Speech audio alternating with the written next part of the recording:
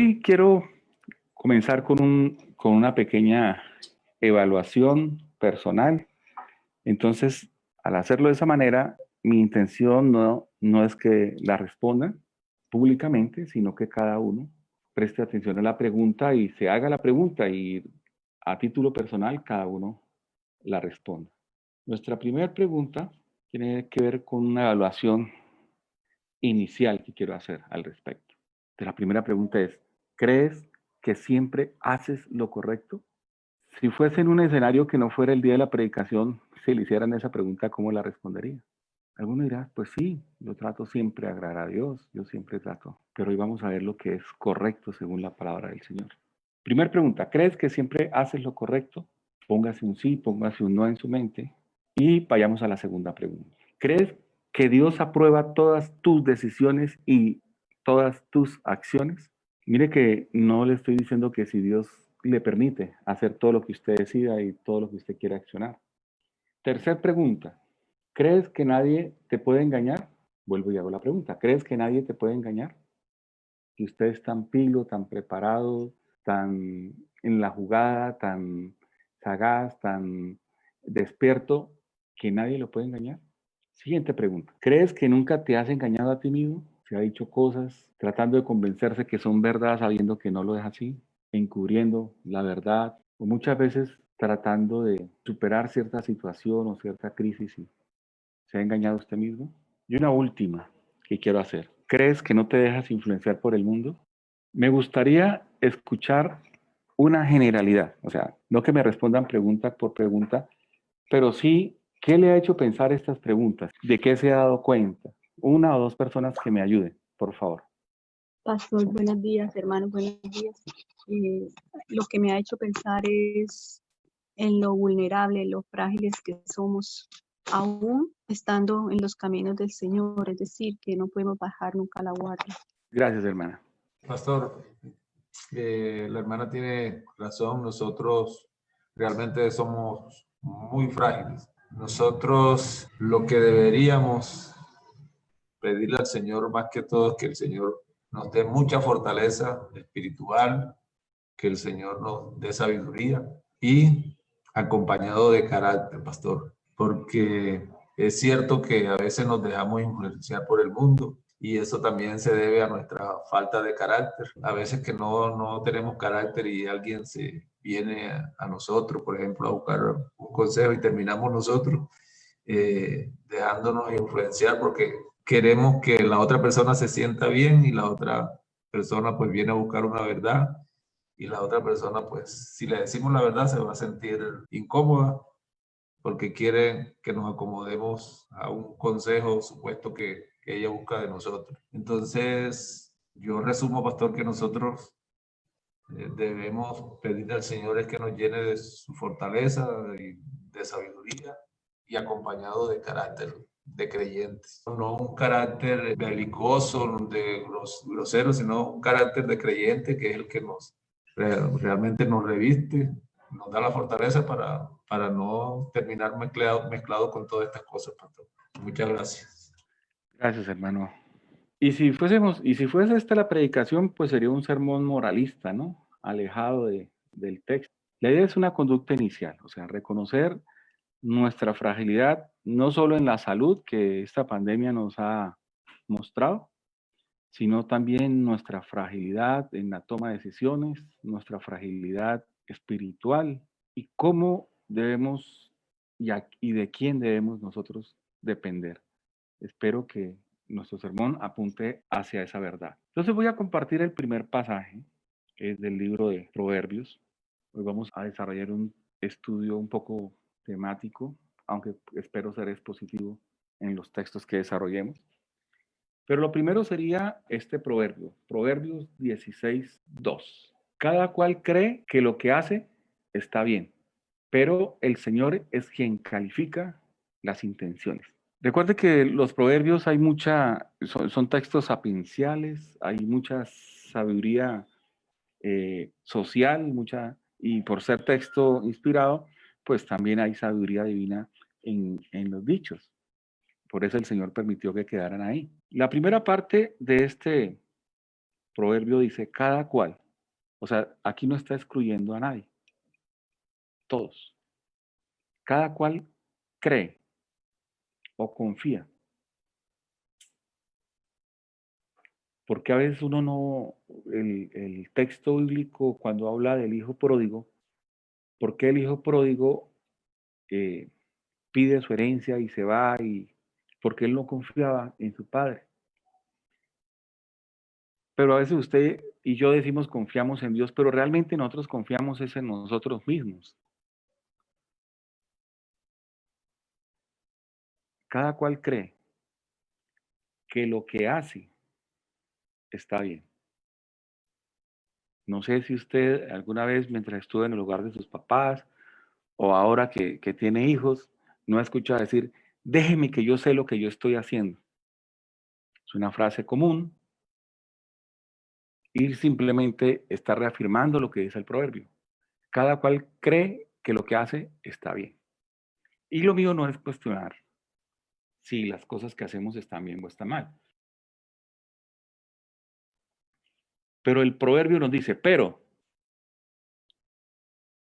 cambia la idea de quien tiene el control de esa situación.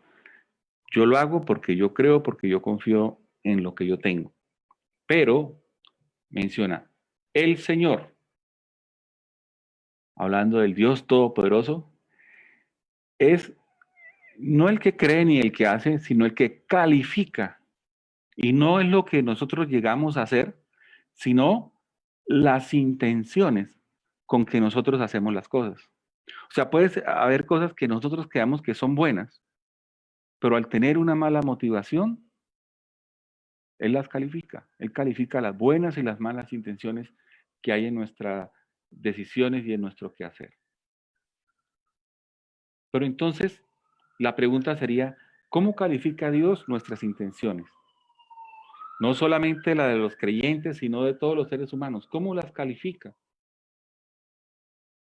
Y ahí el texto nos ayuda, ¿no? Con su palabra bendita, con su palabra divina. No hay otra forma de saber que si lo que hacemos o nuestras intenciones no son aprobadas o no por Dios. Y otra frase que se utiliza, eso es entre Dios y mi persona. Los demás no se tienen que meter. Pues bueno, el problema es que el Señor sí califica lo que usted no quiere que los demás le califiquen. Yo hoy quiero presentarles el corazón de las personas. Y en alguno de ellos está el mío, y en alguno de ellos está el suyo. Y yo quiero que usted abra su corazón delante de la palabra de Dios e identifíquese para que entonces pueda entender si Dios lo está calificando en sus acciones o no. Empezamos con el texto de Gálatas capítulo 5, versículo 19 al 21. Alguien que nos ayude con la lectura de esos versículos, por favor. Gálatas 5, 19 al 21. Está muy claro que las cosas que hace nuestra naturaleza carnal son inmoralidad sexual, impureza, descontrol, idolatría, participar en brujerías, odio, discordia, celos, iras, rivalidades, peleas, divisiones, envidias, borracheras, parrandas y otras cosas parecidas. Ya les advertí contra eso y ahora les vuelvo a decir lo mismo, que todos los que hacen eso no tendrán parte en el reino de los cielos. Gracias, mi hermana Gladys. Empieza diciendo el versículo 19, está muy claro. O sea, no hay lugar a confusión. No hay ninguna duda que asalte el corazón de quien está leyendo este pasaje al interpretar lo que quiere decir. Está muy claro que las cosas que hace nuestra naturaleza carnal son, no es, sino son. Y describe una lista, y más que tratar de definir la lista, es que esto es lo que nos refleja nuestras intenciones. Y explico. La inmoralidad sexual no es algo que lo sorprende usted en la calle. No me di cuenta. Ni la impureza en cuanto a las palabras y lo que dice y lo que piensa. O algunos se escudan, no es que yo soy así, a mí se me sale la rabia y yo soy así, ustedes saben que soy así, déjenme tranquilo. No, ese descontrol forma parte de la naturaleza carnal. Algunos dirán, pues yo no soy idólatra, pero usted sabe que la idolatría no es solamente hacer imágenes y altares físicos, sino en la mente. Idealizamos e idolatramos a cosas que no deberíamos hacer, personas, instituciones, hasta estilos de vida se nos convierte a nosotros en nuestro gran ídolo. Es imperativo entender que participar en cualquier acto de brujería y hechicería, eso es solamente la naturaleza carnal. Ahí no está Dios. Cuando hablamos de que alguien ha hecho algo que merezca el odio mío, déjeme decirle que eso no es la naturaleza divina obrando en usted, es naturaleza carnal. Y si yo tengo discordias con la gente, o celos, o iras, o me siento rival, aún en mi misma casa, ahora que estamos con más frecuencia en la casa, y no están claros los roles, y no están claro el respeto y el amor, puede generar rivalidades o aún peleas. Y en estos tiempos, hasta divisiones. Esta semana me reunía con algunos pastores amigos y con tristeza veíamos que hay personas que aún en esta época de pandemia, época difícil, se dan a la tarea de vivir hasta iglesias en otras ciudades. Eso es pura naturaleza carnal. Y hay envidias, pero no hay envidia buena ni envidia mala, es envidia y sale de la naturaleza carnal. Las borracheras, alguno dirá, no, pero es que hay toque, ¿cómo? Hay ley seca, pero he visto personas en la calle tomando cerveza. Puede ser para el aseo, puede ser para emborracharse. Pero no es una práctica de las borracheras en medio de los hermanos. Ni parrandas, ni otras cosas parecidas, que lo único que promueve es avivar en nosotros esa naturaleza carnal, ese viejo hombre que la palabra de Dios manda a que nosotros tenemos que, en lugar de estarlo alimentando a diario, estar dejando de lado el viejo y revestirnos del nuevo. El problema de estas actividades de naturaleza carnal es que nuestras intenciones no es agradar a Dios. Es la autocomplacencia, es la autosatisfacción lo que promueve este tipo de cosas. Y es un desconocimiento total de Dios, por lo menos en esas actividades durante nuestra vida. Y el escritor se toma la molestia de escribirle a la iglesia en Galacia. Y le dice, ya les advertí, o sea, no es la primera vez que lo van a escuchar. Y tal vez no es la primera vez que escuchan al pastor hablar de Gálatas 5, pero ya antes les había advertido el texto. Ya les advertí contra eso. Y ahora les vuelvo a decir lo mismo.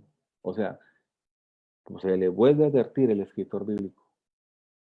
¿Pero qué advierte? Que todos los que hacen eso no tendrán parte en el reino de Dios. El que persista intencionalmente de dejar de depender de Dios y depender de su naturaleza carnal, lo que está demostrando es que hizo un gran esfuerzo tal vez al acercarse a una iglesia, hizo un gran esfuerzo tal vez en sacar tiempo algunos días para orar, aún para ir de pronto a alguna iglesia, pero lo que no ha pasado es que no ha nacido de nuevo. Y la advertencia es, examinemos cómo nos encontramos. Y si es una práctica por nuestro descuido espiritual, hoy, en el nombre del Señor, le suplico que se aleje de eso. Pero si es una práctica reiterativa, que le produce satisfacción propia, y a usted no le interesa lo que piense Dios, le animo a que se acerque al Señor y entregue su vida al Señor. Los que hacen eso no tendrán parte en el reino de Dios. Hay personas, hombres malvados, y son malvados porque ellos lo único que van haciendo es generando maldad para sí mismos y para otros. Ese tipo de personas, sus intenciones son perversas, las de ellos. Pero Dios es el que va a, como veíamos en el pasaje anterior, Él es el que va a medir la intención de nuestro corazón. Pero para los malvados no hay reino de Dios si no se arrepiente. Otro texto está en Proverbios 16:25. Alguien que nos ayude con el texto de Proverbios 16:25, que es bien corto. Hay caminos que a uno le parecen correctos, pero en realidad llevan a la muerte. Gracias, mi hermano. Sencillo el texto, sigue siendo sabiduría proverbial. Hay caminos, o sea, hay estilos de vida, hay maneras de vivir que a uno le parecen correctos. Y cada uno decide qué camino va a vivir. Algunos guiados por Dios y otros guiados por sus propios pensamientos. El estilo de vida. Hay personas que han decidido vivir sin Dios. Hay personas que han decidido vivir a su manera. Hay personas que han decidido no prestar atención a lo que dice la palabra de Dios. Porque dicen, esto es lo que yo anhelaba vivir, esto es lo que yo quería, esto es lo que yo deseaba. Y déjeme decirle que nadie va a decirle yo voy por el camino incorrecto.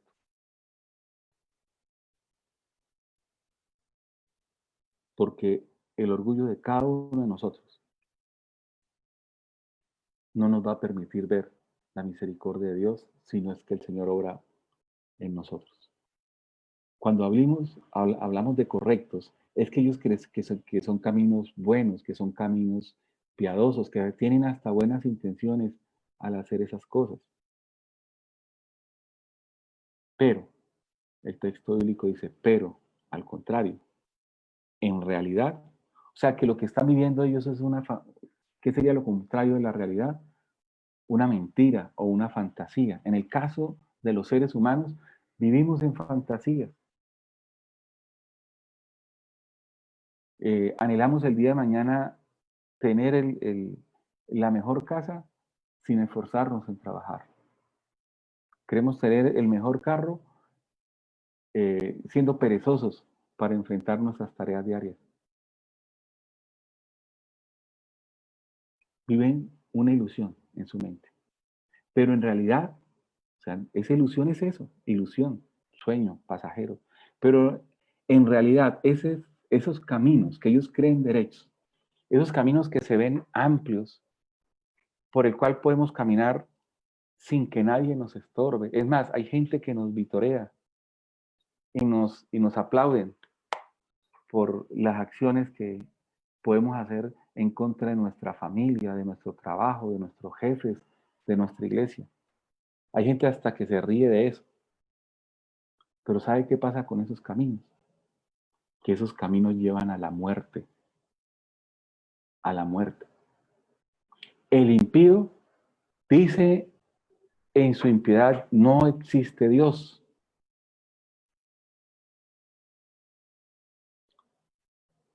Yo no tengo que depender de ningún Dios. Yo soy mi propio, yo mismo me labro mi futuro.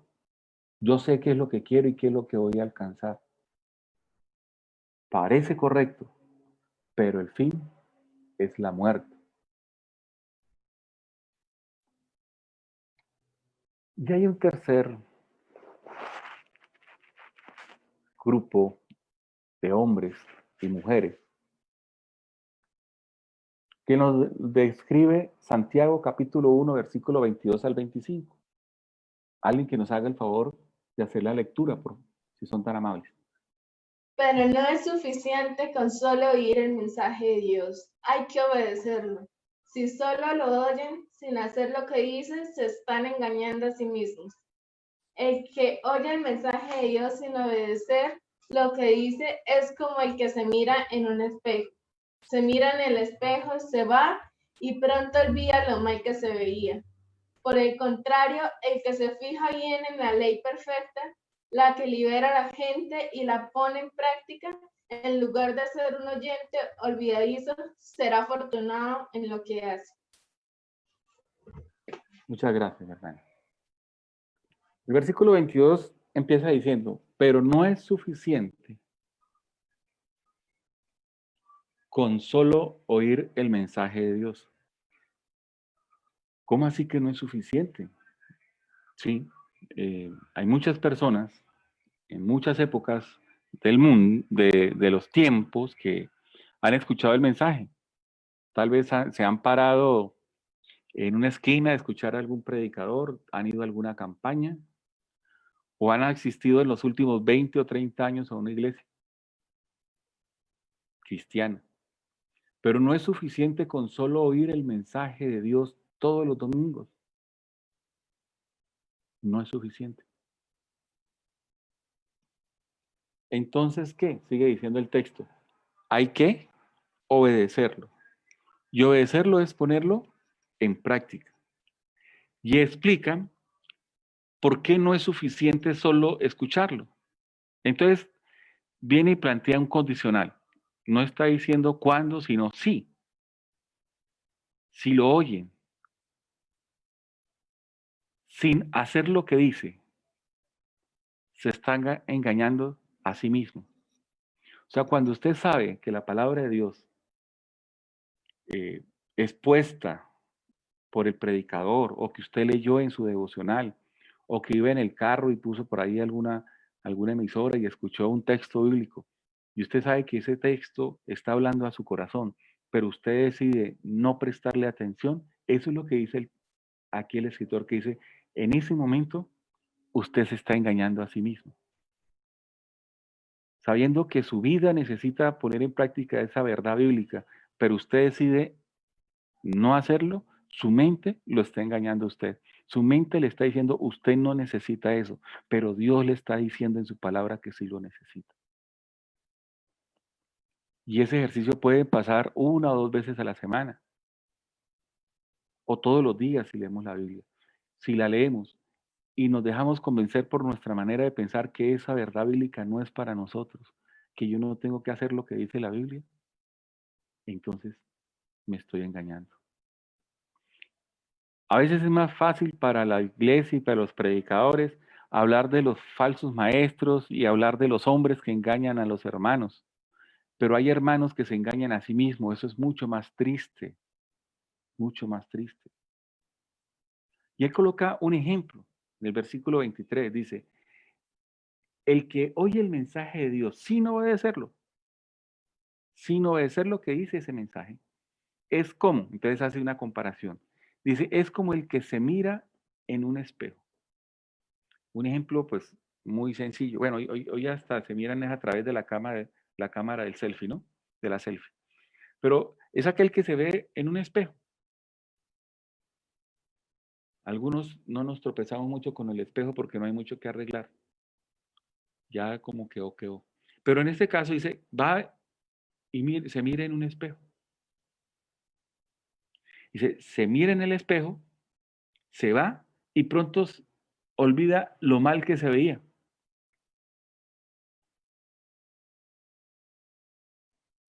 Así lo engaña uno Su mente.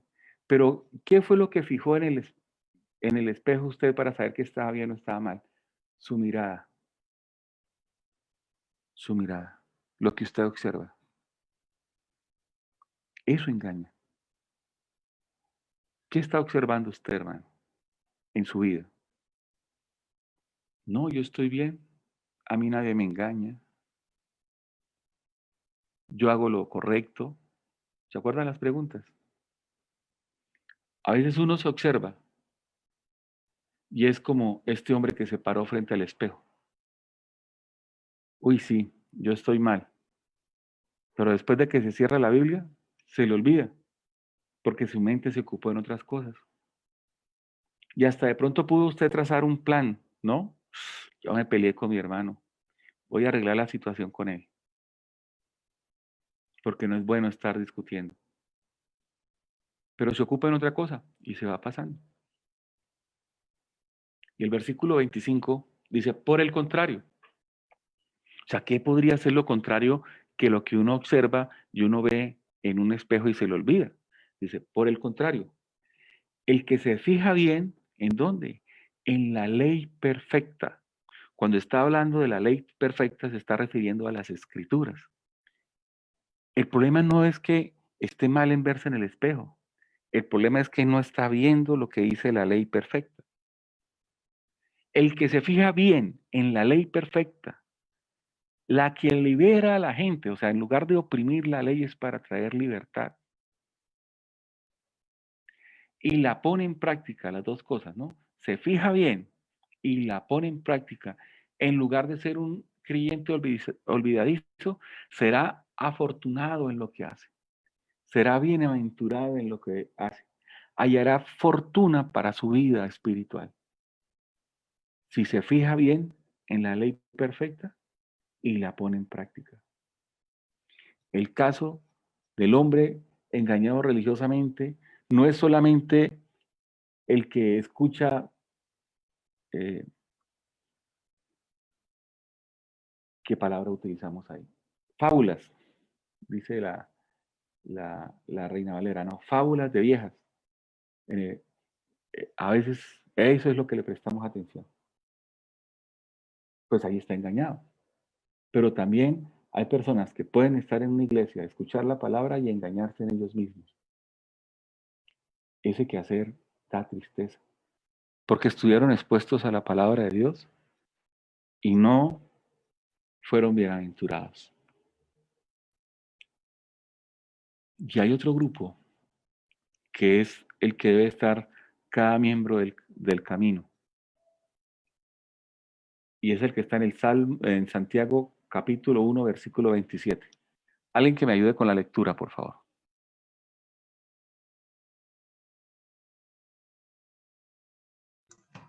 La La religión, religión pura y sin contaminación que Dios sí acepta es esta: ayudar a los huérfanos y a las viudas en sus dificultades y no dejarse influenciar por la maldad del mundo. Entonces uno escucha, gracias hermano, uno escucha hermanos en diferentes escenarios decir que nosotros no tenemos religión, que nosotros tenemos es una relación. Pues yo tengo una relación con el Señor igual que cada hermano, pero también tenemos una religión. La religión cristiana es eso, una religión. Y la religión es el conjunto de normas, valores y costumbres que nosotros desarrollamos para poder acercarnos al Señor.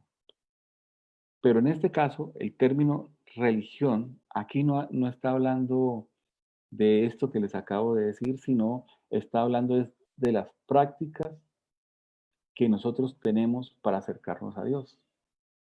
Entonces, habían unas prácticas en el Antiguo Testamento que tenía la religión, que eran los sacrificios, los rituales. A través de esos rituales era que se purificaban y a través de esos rituales era que quitaban la contaminación del pueblo o de la familia o de la persona que había agraviado a Dios con su manera de vivir. Hoy lo que está diciendo el escritor acá es que nuestras prácticas tienen que llevarnos a que vivamos una vida pura delante del Señor.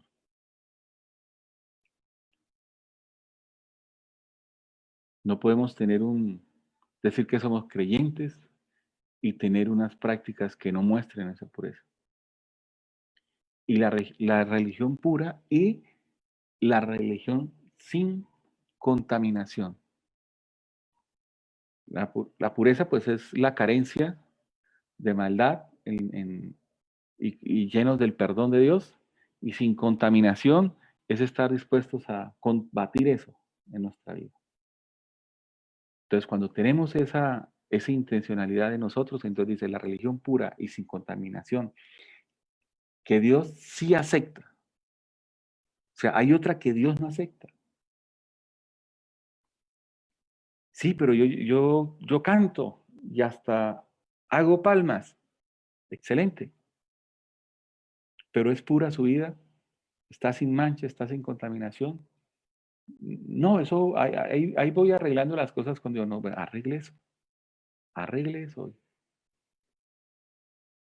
La religión pura y sin contaminación que Dios sí acepta es esta. O sea, es claro. No son estas, sino es esta. Yo no esperaría una lista diferente, pero es una lista que tiene dos elementos. Uno, ayudar. La palabra que utiliza de los textos antiguos es visitar. Visitar con la idea de sacar adelante o ayudar. Ayudar a los huérfanos y a las viudas en sus necesidades. O sea, que nuestra práctica diaria sea en beneficio de los demás. En este caso, pone el ejemplo de los más necesitados. Un huérfano que no tiene quien le provea y una viuda que en ese tiempo era expuesta a los familiares malos que querían quedarse con su propiedad o aún el mismo liderazgo religioso que quería arrebatarle sus bienes para ponerle a aguantar hambre. Y usted tiene que estar pendiente de eso, de los que necesitan ayuda. Usted no es el único que necesita ayuda. Cuando usted sensibiliza el corazón hacia los demás, entiende que hay personas que necesitan más que usted y que usted puede ser de bendición para otros. Pero aquel que se centra en sí mismo, que es egoísta, que es ególatra, no va a entender la bendición que hay en ayudar a otro. Uno, viva en una vida de servicio a los demás. Y dos, no se dejen influenciar. O sea, mire, no que no tengan influencia, porque siempre el mundo va a tratar de hacer influencia sobre nosotros, pero dice no dejarse influenciar. O sea, es una acción que el creyente tiene que desarrollar. No dejarse influenciar por la maldad del mundo. Por la maldad del mundo. Solamente dos cosas hace el creyente del camino para poder entender que nuestras intenciones son sinceras. Cuando ponemos primero la necesidad de los demás antes de la mía y cuando intencionalmente le pido al Señor que no deje que la maldad llegue a mi vida, no deje que la maldad me influencie, no deje que la maldad coja ventaja en mi práctica diaria.